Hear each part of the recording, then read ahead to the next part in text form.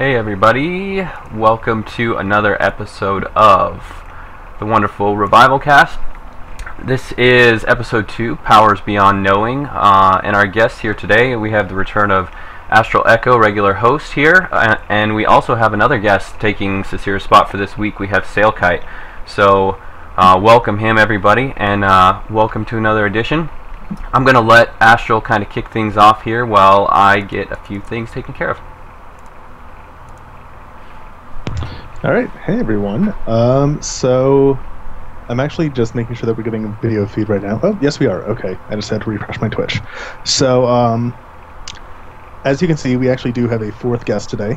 We have Father Dagon, who this is just our way of saying that we need more people on the show, because if we don't get some more people on the show, we are going to have to start conjuring the great old ones.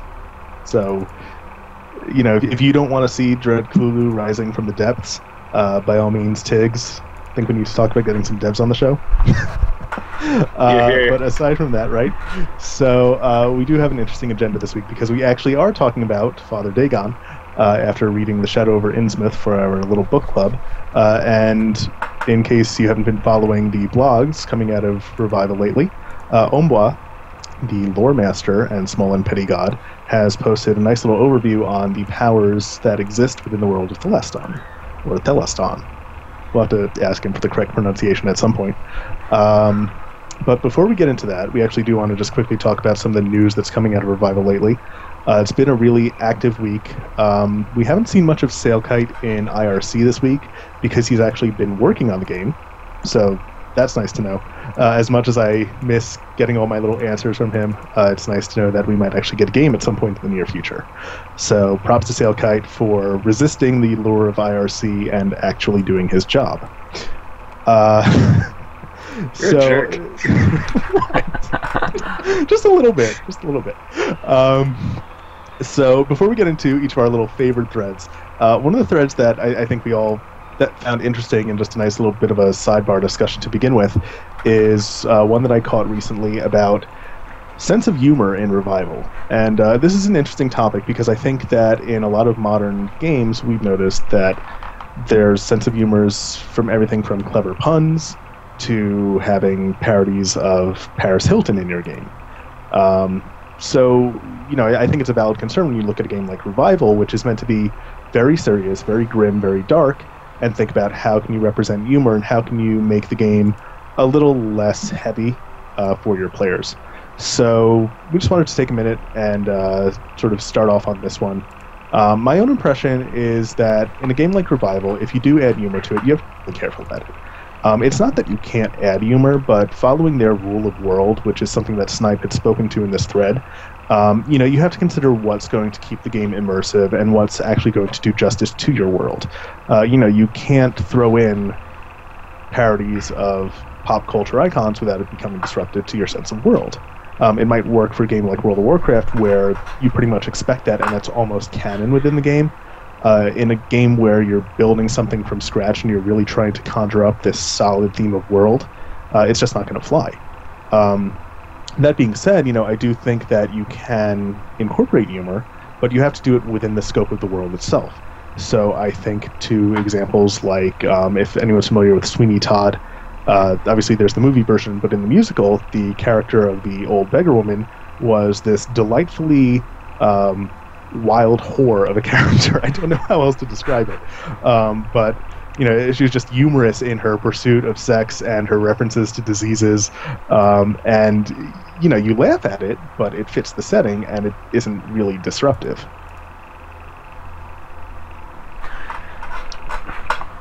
Go ahead. Yeah, or Velox, do you want to take off, or go for it. All right, cool. Yeah, no, I absolutely agree, and it's interesting because we know from reading, you know, all the wonderful posts that Snipe and Fig and Elmwood make, that they are humorous guys. They certainly know how to you know, be funny, just in terms of giving us, you know, information and you know, making fun of our own desires, as it were, and the things that we you know, perhaps expect out of the game, or, you know, hope beyond hope that the game will provide. but I think, definitely translating it into a world is not as easy when it's one that is so serious, on a general note. And certainly Lovecraft, at least, the Lovecraft I've read, never comes across as particularly humorous, beyond sort of dark humor.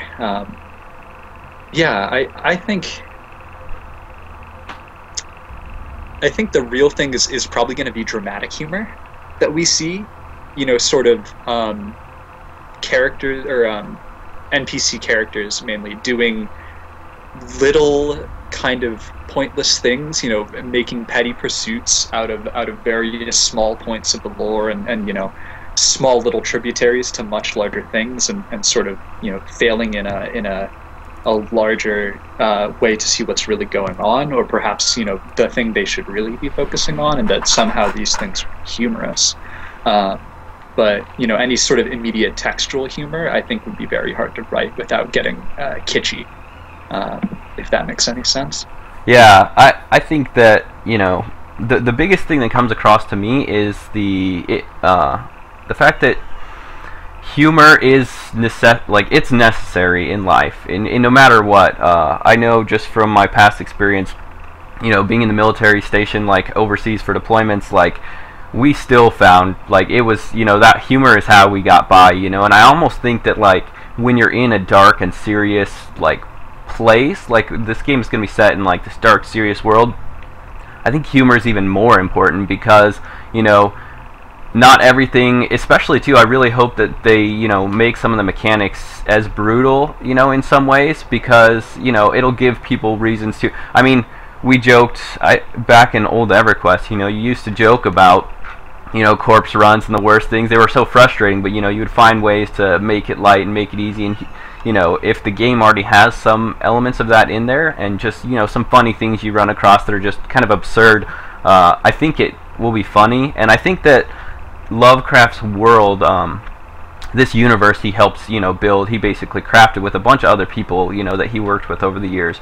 I think that this universe allows itself to have some weird absurdities that are just we'll just laugh at first, but in the context of the world, they can be totally serious to the people that are there. So I think that it's definitely possible. I hope they have a lot of good ideas, and I agree with you too, SailKite. I feel like the devs and the way they've delivered information so far has been very, they've been very good about joking. The way they've worded things and stuff has been really entertaining and funny. So I think that we have a good possibility of seeing this pulled off well. So actually, I just caught Snipehunter's comment in the chat, which is that humor fights madness. That's actually a pretty awesome idea, especially when you do translate that into the madness category, mostly. What does mostly mean? Now I'm kind of afraid. I don't know what he has planned. I'm trying to... Sorry, go ahead. I was going to say it might, because since they actually plan on madness being a mechanic, that affects your character, maybe humor is some way to combat madness slightly, like eating blackberries in H1Z1 or something. It'll help your madness a little bit, but not too much. Eating blackberries, so what, you go to the local comic club and just sit down, have a few drinks, and laugh at it while your visions of Shoggoths in your periphery just slowly disappear and you return to sanity? That's kind of exactly what I was thinking. Actually, no, when I saw Snipehunter's comment as well, and I was thinking man, someone could totally get away with being a comedian in this game. I'm not sure how the text parsing, or what systems would be in place to make that work. Well, they do have the tagging system, so I don't know, Snipe. Well, yeah, I think a lot of us who come from the SWG are looking for Return of the Entertainer. So flourishes, man, flourishes, yeah. All day. Yeah, no, I totally, because if you think about sort of the reasons why people go to the bar and hang out with friends, it's generally for decompression from the stresses of the day in the world, and even playing video games to some extent can serve the same effect. So I think having those counters to madness be formally the same as the things that we do in real life is one, possible, and two, probably going to happen in an entertaining way, both for the player and the character, so to speak. So I'm glad that we got word from Snipe on that. I look forward to seeing where this goes. The other thing that stood out to me in the forums was it kind of is just really recent too, the day-night cycle type darkness thread. As somebody, I don't know if you guys see, I just happen to wear this beanie all the time because it's black, but it's actually relevant here. I played a lot of H1Z1 over like the past few weeks, and I really loved what they did with darkness and the night, you know, how dark it was and how impactful it was to the gameplay.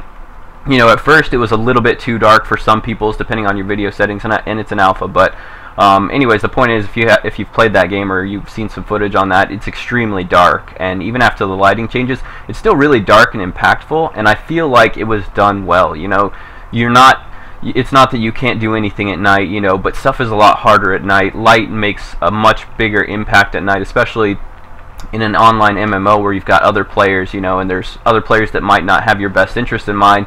You know, a light source automatically means way more than just illuminating the area around you. You know, you become a target for other people.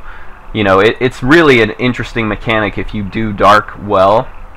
So I really hope that they go darker than lighter. I feel like a lot of games, they don't want to handicap people too much at night, and they try and make it a little bit lighter, but I feel like, you know, to err on the side of darkness will be better, especially for this type of game. I feel like darkness is good for this game.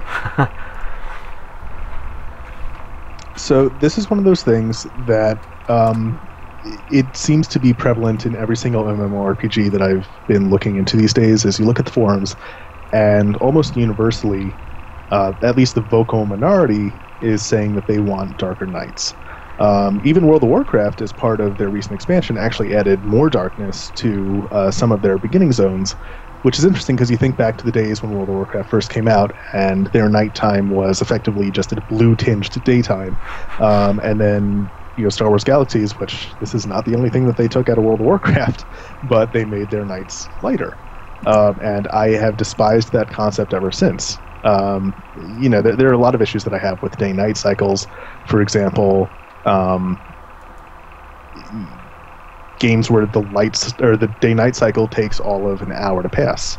You lose the sense of meaning of, you know, what Nightfall can bring when you do that. And I have seen some threads on the forums where the developers have stated that they do want a longer cycle, so that's also really good. And to Snipe's point, he's saying that light's going to play into the stealth system, so there is value in darkness, which I'm really interested to see. I think actually Age of Conan was attempting this at one point. I don't think that ever actually went through. But there are a lot of really interesting things that you can do with darkness, especially if you do have like shadow maps that are actually calculated by the game. I think back to the Lovecraftian story, The Haunter in the Dark, where you actually have a creature that can only traverse in darkness. The light actually acts as a boundary for them. If they could incorporate something like that, I mean, you're opening up so many interesting mechanics. Yeah, definitely.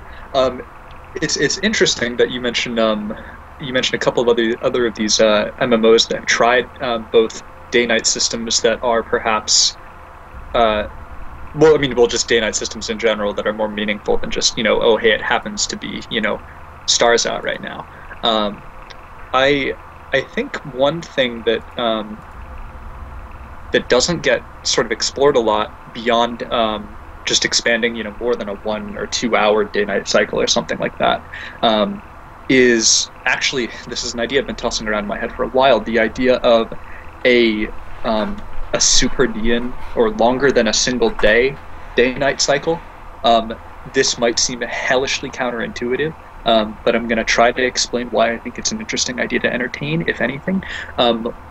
One is that, especially with an RP-heavy game like Revival seems to be, especially on the gold servers as well, is that actually working in nighttime is very far removed from real time. Well, in any time frame, it doesn't matter if it's night or day or whatnot. The actual, you know, effort that goes into translating character actions into a equivalently real-time environment, you know, character real-time, is usually spread out over much more personal real-time than one can find.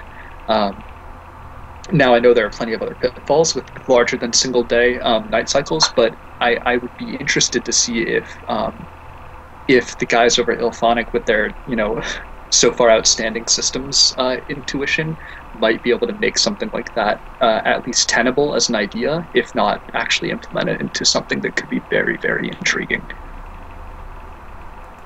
Yeah, that would be pretty interesting. Yeah, it would be very difficult to pull off well, I think, just because, you have people that probably will play, like 8 to 10 hours a day or more on the weekends, especially, so it's like going in there and being in the dark all the time. There are definite benefits to it. I mean, you could accomplish a lot depending on what aspect of the, time period you're looking for, but, there are the drawbacks of, oh, I really need to do something during the day and I can't do it my whole Saturday, so I think that, it would have to be something that would, really be worked out in a way that people would still get the opportunity to do day or night on any day that they play, in a sense. So yeah, but it's interesting thought, definitely.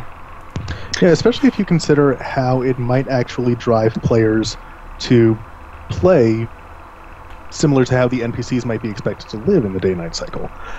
Because even if they implement this AI where the NPCs might have their own day-night cycles where, this guy's working during the day and he's sleeping during the night, or, maybe he can't sleep for whatever reason, that sort of becomes meaningless if the players don't have an incentive to behave similarly. Now, I'm not saying that players should just go to sleep at night and not play at all, but it would be interesting if the aspect of the day-night cycle would drive players to certain gameplay styles depending on the time of day. Yeah, and yeah, I know the problems are just as great as with extremely short day-night cycles. They're not the same, but they're definitely there.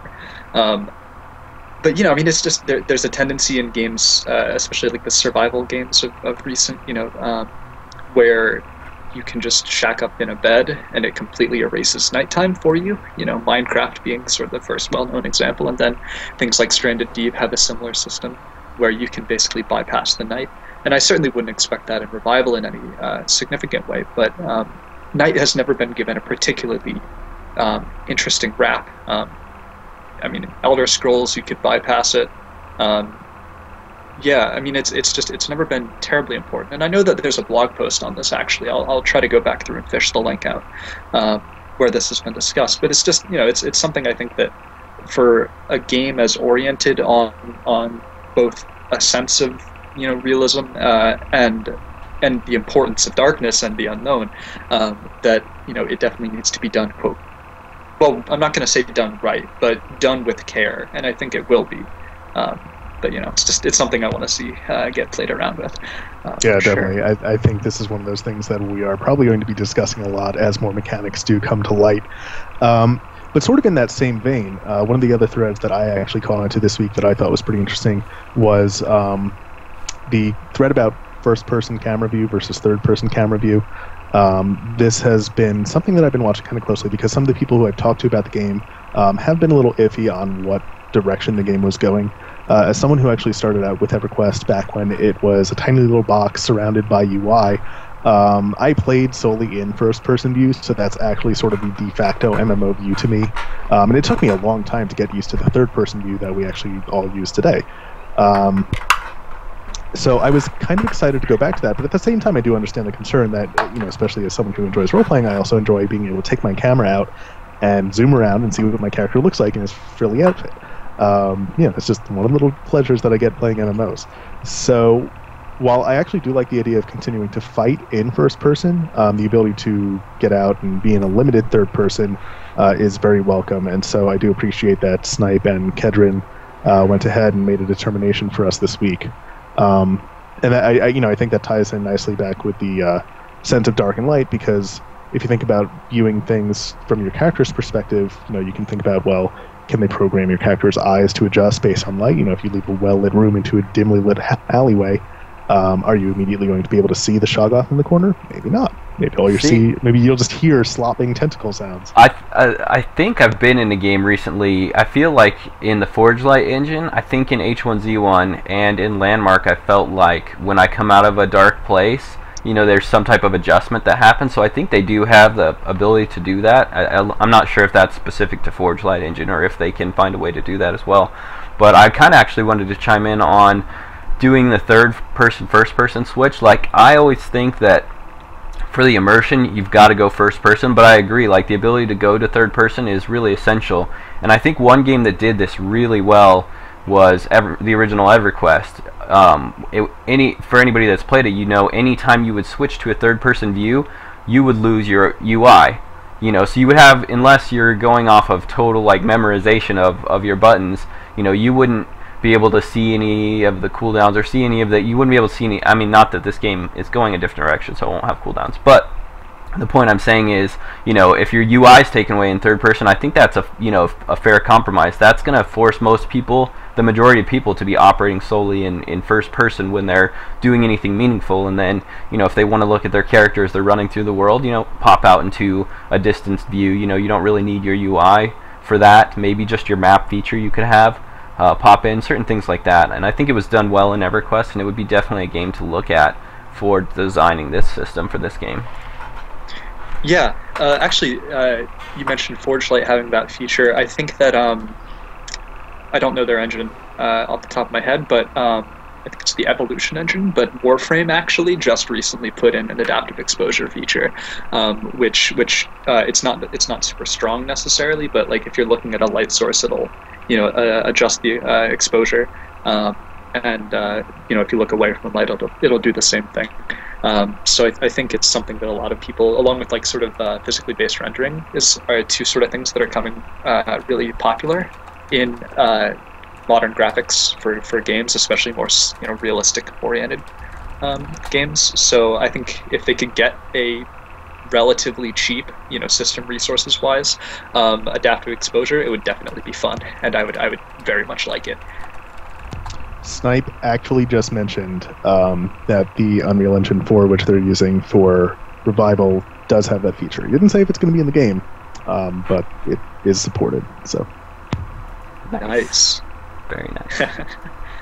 I'm just imagining all the ways that could go wrong, like having almost, you know, true to life scale type adaptation, where if you go from light into total darkness, it'll take you like a number of equivalent minutes to get your vision back. All sorts of evil things could happen with that. Oh, that'd be so much fun.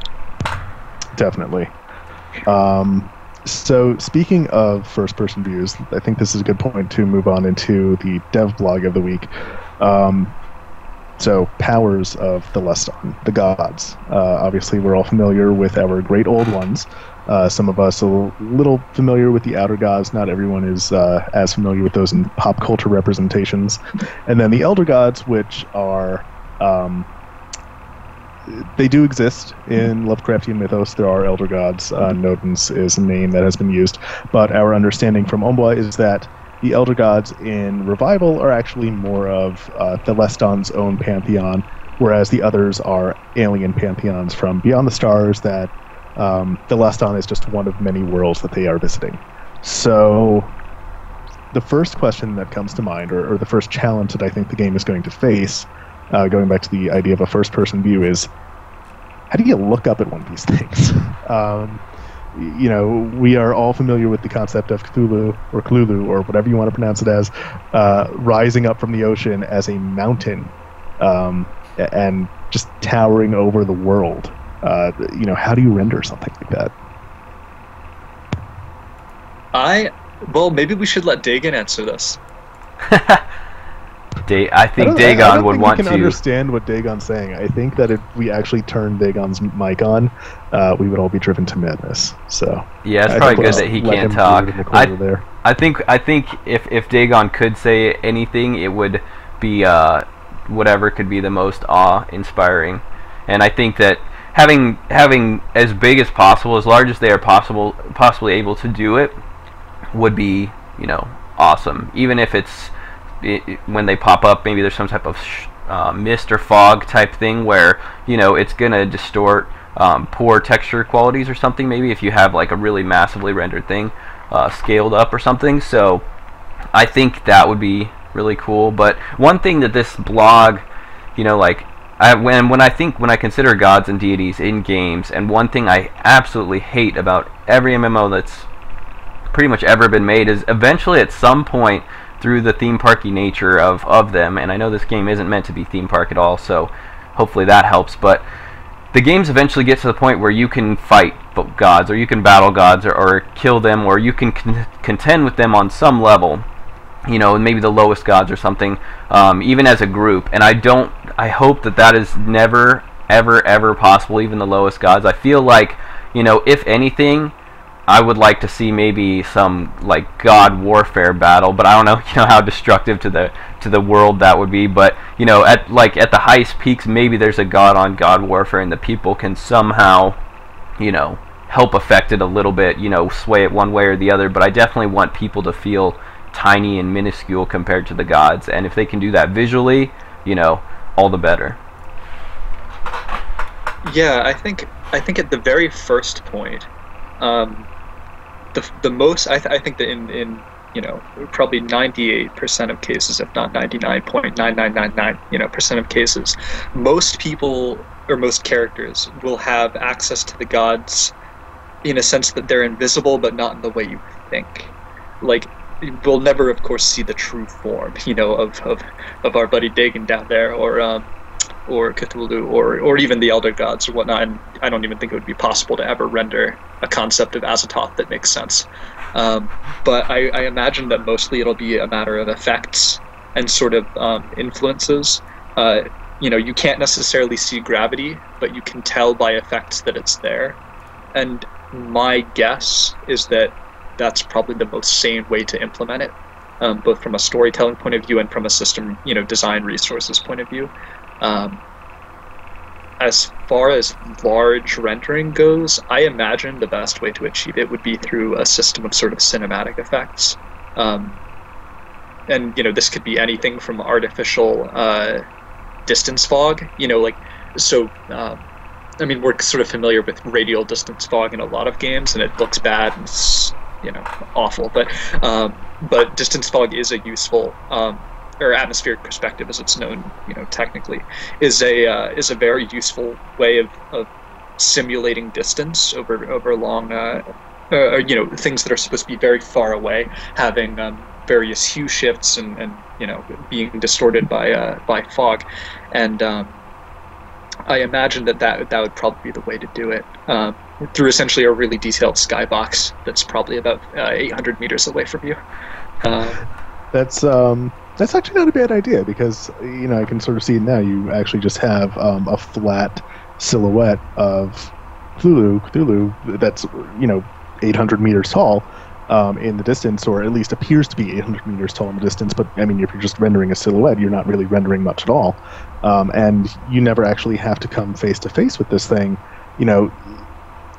There can just be deep ones rising out and attacking your city. And this is sort of another question that I've had about the game is, they talk about cities being destroyed by these entities. Well, if they're not using voxel technology, for example, can they destroy them in real time? My thinking is not.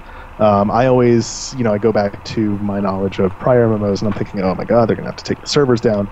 But, when you talk about building this as a cinematic experience, maybe that's what happens. Maybe we fight an army of deep ones, it concludes with, and you have your silhouette out in the distance, and it concludes with a cutscene, and the servers go down, and they destroy the city, and when they bring it back up, shit happened. Shit went down, and that's where we resume. Not necessarily what I would like to see from a gameplay perspective, but then that also sort of goes back to what Velux was talking about, where maybe you really shouldn't be fighting these things. I personally don't think you should. I was thinking, going back to rendering, when I was first getting this topic ready for the stream, I was thinking, okay, how cool would it be if this was a Shadow of the Colossus situation, where you had people climbing up on these bosses, and there were these tiny little things struggling to hang on and stabbing things in the eye. That would be pretty sweet, except I don't want to take Dagon down. That, to me, ruins the mythos. Yeah, that's why I really don't want to see them to be contestable, unless people are calling upon an opposing god to contest, which would hopefully be the only way that can happen. But as for another option too, for them making it possible to have some sort of real-time experience to a city being destroyed without using voxel technology, I feel like if they are able to maybe turn on poison damage within the entire radius of a city, in real time, light fires everywhere around the city, even though they're not actually destroying anything, you can actually get hurt from the fires, and it actually causes everyone to flee the city. And at that point, if it's depending on how they zone things and stuff, if everybody leaves or anybody who's caught in that zone or something can get caught up and they just like switch it off, and when they switch it back on, it's all destroyed. I think there's ways that you could do it, and then of course like scheduling it around a patch. Maybe that's what happens right before a patch. Everybody's pretty much fleed the city, and then they patch, and then when you come back, it's just ashes and rubble and stuff. I think there's a lot of ways to accomplish it. Mm-hmm. Yeah, I kind of think back to Final Fantasy XIV when they were finishing off version 1.0. They basically brought out a little bit of invasion at the end there, where everyone's supposed to gather, and they had a bunch of enemies spawning and swarming on the cities, and it was complete chaos. You never actually got to see the boss until the end of it, when they shut the servers down and you had this cutscene.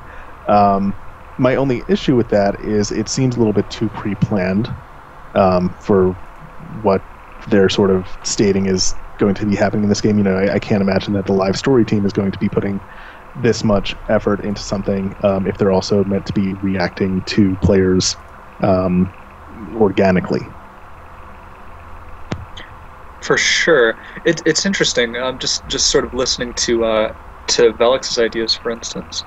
I imagine that there's sort of a bit of a cheap way around this, a cheap sort of in a strategic sense, but I think it would work lore-wise and from a design standpoint. But if you're really gonna get destroyed directly by a god, be it an elder god or an outer god or a great old one, I imagine that at that point, with if you will, the concentration of power being so high in that region, that at that point pretty much any sentient thing would just be plane shifted into the prime, or not prime plane, but the dominant plane, or one of the dominant planes of whatever particular deity is destroying everything. And that we've been given some information that those planes will perhaps be very different, both in terms of geometry and aesthetics from the real world, and that so you can basically force everyone into the planes as sort of not even the calm before the storm, but just like the sense of impending doom right before the wave hits your eyes. And then, they can take the time that everyone, will need to get out of there to actually generate the destructed world in real space, and then, ship it in that way. That's an interesting point, actually, because, with the way that they're talking about how people, madness can affect, and they can, set ways that people can be shifted into these, even your vision changes into like more of these other types of realms. I think it'd be totally possible to zone out an entire area as to shifting into that, and maybe people learn if they leave this area, they're back in normal, and for some reason when you're in the city it's shifted into that, and maybe then you can see the god coming in the distance in the skybox and stuff, and you're like, okay, time to leave. That is pretty awesome, and I think that's a good time to drift into how these powers do manifest themselves, how they do influence players into things like plane shifting. To your point about effects, Sail, we are talking about immensely powerful entities who, they don't necessarily even just warp reality, they are beyond reality altogether. They conflict with reality.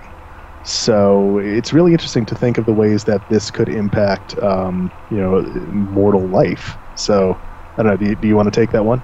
Run with it. Yeah, sure. I'll do my best. So let's see. I don't think it was mentioned particularly in the blog.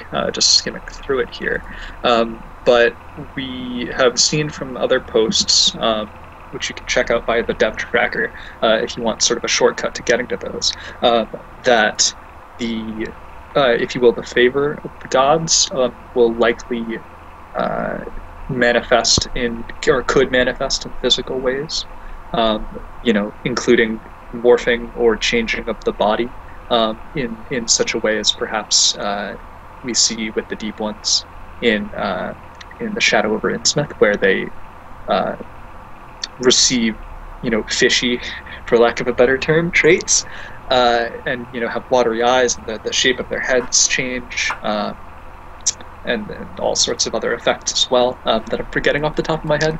But yeah, so I imagine there's more than that. though, that we have no idea about.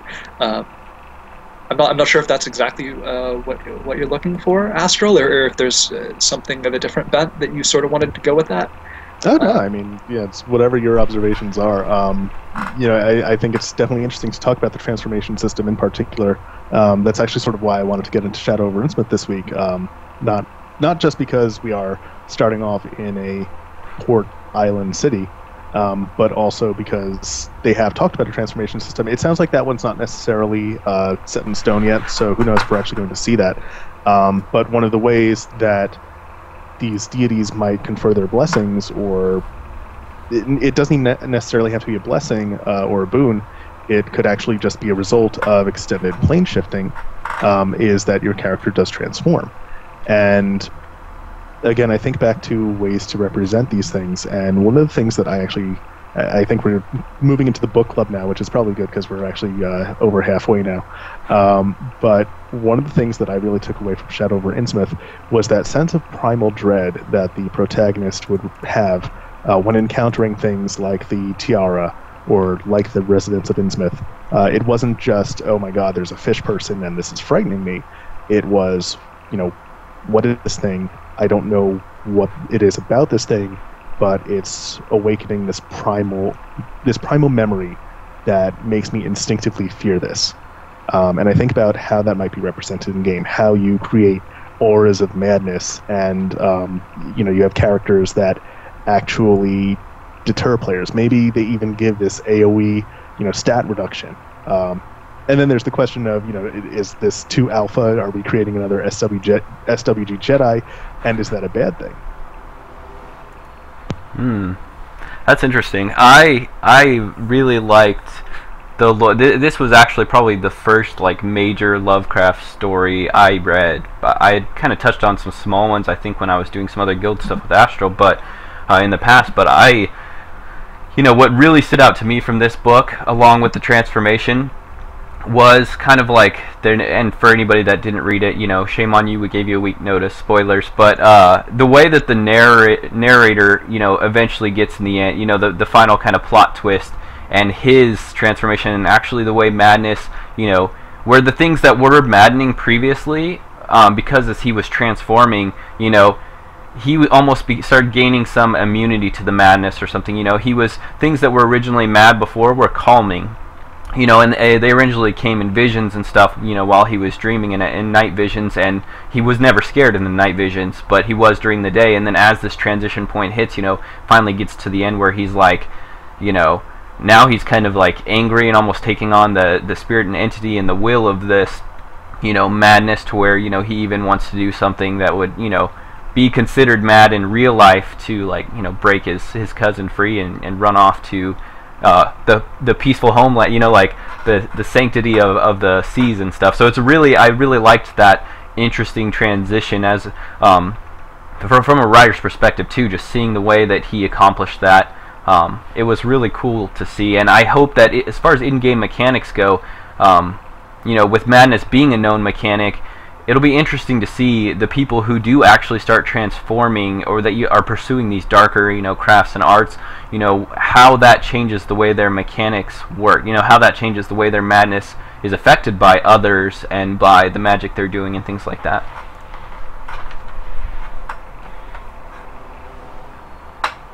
Yeah, I see that a couple people are looking for a synopsis of the story, just in case they didn't have a chance to read it. I'll grab one and drop it, but you can keep talking. Yeah. Okay. Sure. Thank you. Yeah, I just want to make sure that those folks can get that and have an in on this as well. It's interesting. While you were talking, I got struck by the impression of I can only call it counter badness, just this weird out of left field thought that the prime plane that humans experience is equally maddening to the deep ones as the deep ones are maddening to humans. I have no idea if there's any precedent for this whatsoever in Lovecraft or anywhere, but I just wanted to get that out there. That was completely random. Sorry for taking the floor. No, it's an interesting thought. I mean, you're thinking in the same way that we have an aversion to the unnatural, that the has an aversion to our reality. Yeah.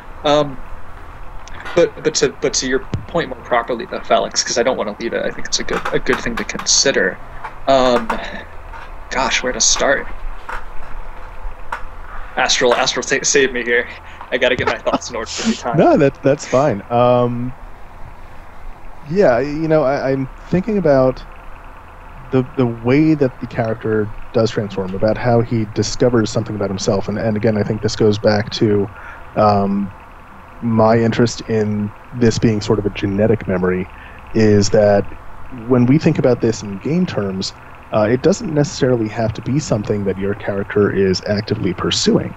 There was the interesting subject on passive magical items, and I think about, so let's talk about the tag system real quick. And for anyone who hasn't been following the game, one of the features that's been talked about is that character knowledge doesn't necessarily equate player knowledge. And the way that they're accomplishing this isn't...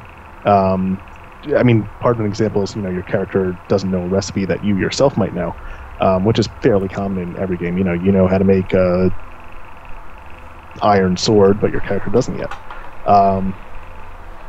But the more interesting piece of this is actual knowledge of the world. And so they talk about a tag system where as your character visits places, as your character reads books, as your character studies and gains skills and things, they gain sets of tags that are pretty much invisible to you as a player, I hope. But your character is basically flagged as understanding these things. And the story team, for example, can take a look at these flags and say, oh, well, this character has encountered Azathoth in some form. Maybe now's the time to start playing with his madness. And so I'm thinking about this in the way that a character doesn't necessarily have to be actively pursuing this. If you are tagged with something, maybe you're tagged with some curse that develops slowly over time. Maybe, when you were plane shifting, you encountered something that left its mark on you, and you don't know about it until over time. Maybe that's when transformations start happening. Maybe that's when you realize, holy shit, the townspeople want nothing to do with me anymore, and I don't know why. What have I done besides wander in the realm of the deep ones? Little thing, not a big deal. No one should hate me for that. Yeah, I really hope that the way that they are able to utilize tags, like all that kind of stuff comes into play, what you're doing, where you've gone, things, especially items that you pick up, I really think that that's something, in the little bit of Lovecraft that I have read, I feel like that's something that is very representative. Certain objects infer madness. I think even in Shadows over Innsmouth, like the jewelry, just the look of it is just so weird. It just gives this creepy feeling to a lot of people. I think that, tying tags to items is a super crucial, to the Lovecraftian feel of how he did his worlds and things. Yeah, certainly. And there are other Lovecraft works that do that too. I know The Hound, I believe is the title. I want to say it's The Hound. Has a similar thing where these two grave robbers end up getting bewitched by a particular tomb that they enter. So in that case, it's a plate. Well, no, there's a medallion in that as well, I believe, an amulet, which has the curse to it. But yeah, so there's definitely absolutely precedence for that in Lovecraft, for sure. But I like the idea of a slow transformation or slow insidious effects a lot, because it's just, I think it holds that much more potential for really interesting gameplay, both just in terms of the player isolated, and the player in the contexts of NPCs and other player characters, because you may innocuously touch this random amulet or something and be like, yeah, this is useless to me, throw it to the side of the road, it looks ratty or whatever, but you're still tagged or flagged, even, depending, and then just over time you start incurring some terrible psychic burden or misfortune or what have you, or the development of gills on your neck and so, and whatever you want to do there. Don't knock gills. You never know when underwater breathing is going to come in handy. Enduring breath, don't get me wrong. I remember my Harry Potter. I have to cut in here really quick. I was thinking of something while you were talking. just, what something Astral had said earlier about, the possibility of genetics, we do kind of know from the way they've outlined the live storytelling team and things that, depending on, from the standing points mechanic, eventually there's going to be certain people that are invested playtime wise, or, however it works, to where they kind of get flagged as this person that the live storytelling team might use to have an event occur. And I don't think it's necessarily out of the question for, whether they choose to do it, whether they contact the player first, or whether even a player can commission something like this, as to having some type of genetics, in your character's past they don't know of, that leads a storyline and causes some major shift, whether that's going to end up becoming, a temporary thing that can get cured or fixed or something. But I think that would be, an interesting, just a thought to throw out there, kind of mess up your brains a little. Because they've actually, I don't think Snipe was actually leaning towards doing this, but he did mention he had toyed with the idea of an aging system. And so I'm sort of envisioning a character creation module where you're sitting down and you're choosing traits, and you're like, oh, hey, I'll take the Deep One blood, and by the time that I hit, 60 years old, I'm going to have gills and a fish head. So, I'll be able to join the Deep Ones in the water, but my agility score is going to go to shit. So, trade-offs. Yeah, certainly. Well, actually, Snipe just mentioned in chat that events, I'm imagining both live and otherwise, events can tag the player as well, not just items and things like that, or encounters with mobs and stuff. So, yeah, no, it seems like there's a lot of quiet counterpoint that will shape the way that we play and the way that our characters grow and or maybe wither is a better term in some cases. Which I'm really excited for that idea. I think this goes back to your example of discovering something and throwing it away and not really realizing the impact of that. Thinking about even going to events, it's not even just that you discover that something has happened to yourself, but you don't know when it happened, you don't know where it happened, you don't know why it happened, and you don't know how to resolve it. And that creates an entirely new gameplay loop. And you want to talk about dynamic gameplay and emergent gameplay. What more could you want? Yeah, I just to jump in on that too, I love the fact that knowledge is an actual resource in this game. And the cool thing is, not all of it, you're not always aware of the knowledge. You might be going through a book, you might have picked up an item that tags your character with something, and you may not even realize it, and that access is, it's kind of like a gateway, a doorway. It opens up more information that will be able to be given to you if you encounter some other type of thing that is gated by that tag. So I think that's a really crucial thing that other games haven't really done, that I've seen anyways, because what Astral was just saying, say you pick up an item and it had tagged you with something because you'd been exposed to some type of knowledge, so it gates an access to something, so later on you come across something and you're like, oh my gosh, like, well, what is linked to this? And all of a sudden now, instead of trying to drive forward and consume more content, or something like that, maybe now you're like, okay, well, I'm going to go back over my past, for like the past couple weeks. I'm going to retrace my steps, talk to NPCs I talked to, find out who's linked, because maybe that gate you opened had another gate behind it and you're barred and you want to go further. You're like, maybe I need to go back to this NPC, whoever it was, and start, probing them for more information, or however you're getting it, delve more. So I think that's a really very interesting dynamic that can really add so much depth in the past and in the future. Oh man, that got my heart going a little bit. Just the thought of something that cool happening. And just, it's not even just NPCs. It's players. It's who actually knows about this amulet that I encountered. Maybe it's not an NPC. Maybe you actually have to make inroads with the community. Maybe you actually have to interact with people. It's an MMO, people. What do you want? Right? Yeah, I know. My mind is just exploding, which is pretty much par for the course with this game, and that's why I fall in love with it. But, knowledge is a resource. There's really no other way to put it. It's just this you want to talk about revolution in gaming. I think that's really where it is, because it's one of those things where if it's done well enough, if it's done in a way where it can't all be wikied, and I think that having a live storyteller team that acts as I don't want to say a vendor, but a vendor of knowledge. You're talking about something where you really can't wiki this. You're going to have characters that just have wildly different information and wildly different experiences. And to Velix's point about trying to backtrack and figure out where all this began, I'm sure that there are going to be so many people out there who find this inconvenient and hate it. But as a role player and as someone who spent his EQ1 days drawing out maps and keeping track of where I was going, or even I had a journal full of puzzle solutions and trying to work my way through all their little investigation missions. I like the idea of having to actually catalog my character's journey.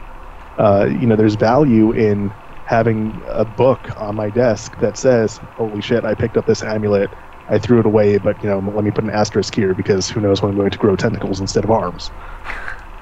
Yeah, the thing that really stands out to me that I wasn't even considering when I was, kind of making my point and what I was thinking about before, when you mentioned the fact that characters could be other players could be tagged as opposed to just NPCs, could be the reason, you acquire some knowledge. It just, that just totally blows me away, because, if there's any way to create some sort of community building or hierarchy system, like somebody who's just, I don't give two shits whether I pursue all this, deep cultic magic, what people think, I'm going to be the master. And then, you have this knowledgeable expert where, somebody might kind of know this person's dark or has knowledge of this thing, so they actually go to that person, if they're pursuing a specific thing that they think that person, knows, and is that person's able to actually pass on the tags, the knowledge. That would be really crazy. Yeah. Man, now I want to make an anti-wiki. Just take any sort of notification, anything that people think is a real thing in the game, or report as a real thing in a game, and just rumor mill it. Just pick up something and just pick a random NPC somewhere, be like, guys, this guy knows about it, and just start drawing this whole mess of connections that aren't there. Just apophenia everything. That is evil. But to actually devil's advocate here, so there is one thing that I can sort of see happening, and I don't know, I just see this as being what players these days might do. Player auctions. Imagine player auctions where you're selling characters for gold, only this time you're selling, hey, I know about the Amulet of Nyarlathotep for gold, or in-game or real-life money. It'll be interesting to see if that's something that they think about and counter. But I think that there's, again, this is the thing about Revival is, we booked this show for an hour and there's so much that we can talk about on any given subject, and we're really just looking at snippets of what this game means, not just to us but to gaming in general. I think there are very powerful concepts at play here, and it's going to be really interesting to see how they all shape up, if they all shape up. So Snipe, you can't be in IRC this week either. I'm so sorry. You have to keep working. You have to keep making this game, man. Because I can't sleep without this game. It's seriously crazy. I mean, I got really excited in 2013's reveal of EverQuest Next, and I feel like this game already dwarfs that game as far as knowledge of heart, like kind of what you're setting out to be the goal and clearly defined. Mechanics of what you're trying to do. So, I was able to write a year, of going into theory crafting and breaking down the way these new mechanics can play out and stuff. And I feel like there's even more here that it's I don't even think having this show every week is both a joy and a pain, because I know that there's so much I want to keep talking about and breaking down and interacting with the devs in the chat and everything to figure out all these new things, and because everybody's got a different perspective and everybody's seeing something a little differently. So I love it and hate it and love it. Yeah, for sure. And go ahead. I was just going to take us out, but by all means, if you have something else you want to add. I mean, I was going to do the same that you were going to do. So yeah. All right, so just some end of the stream shout outs. So This week, I want to highlight XDem's work on the Revival Dev Tracker. If you've been looking at the forums and you haven't noticed it yet, there isn't a dev tracker. Boo. But thankfully, XDem has gone and taken the initiative and built one, and it is absolutely fantastic. So I'm going to go ahead and post a link to that in the stream chat. But if you're watching this on... Oh, I don't have the capacity to do that, so I'll actually have to do that. But if you are watching this on YouTube after the fact, it is revival-library.net/devtracker. And there is a whole history of dev posts from back in November through today, and I have to dig through it still because I'm still discovering things that are incredibly awesome. And then the other thread that I want to highlight this week is Scythe. Hopefully I'm pronouncing that right. Some really incredible line art for the community. Doing this free of charge so far, which they're crazy because their work is awesome. I would totally pay for this stuff. But it's really cool. To me, it seems very consistent with the art style of some of the images that we've seen from the concept art of the game. So I'm very much a fan. And then we have our next book club book for next week, which, given that we tied our live cast this week to the blog post about gods, next week we're going to be tying in with the boats, which Snipe was working on all last week. So we're expecting him to post about those next week on Friday. And to tie in with that, we will be reading The Call of Cthulhu. There's a thread on how to pronounce this correctly, and I'm afraid of offending the person, so I'm pronouncing it both ways. Take your pick. Yeah, the Call of Papa C. Yes. Big Daddy CTH. Yep. And also next week I'm going to be at PAX, actually, so I'm hoping that I will be able to stream from my hotel room. If not, we'll find someone to replace me. I don't know how you're going to do it, guys. But I'm hoping to be there. Well, that's okay, Astral, because we get Amba back. We'll send you up. We get Amba back. You cannot do a stream without me that has Amba on it. I'm going to be so upset if that happens. I'm missing out. But when I am at PAX, I'm hoping to check out the FPS module that Ilphonic has been working on and give you guys some impressions of that. Even though it's not necessarily the same team working on it, it's the same studio, gives an impression of the direction and quality that they're going in. So it'll be interesting to get some hands-on time with that. Yeah, awesome. Well, yeah, so if anybody was wondering, Cecira is out this week, so that's why she's not here with us. Cecira, sorry, I'm so used to saying it from reading it on the forums for so long. But yeah, she's not here with us this week. I believe she'll be back next week. We'll know for sure, and we'll be letting you guys know about that.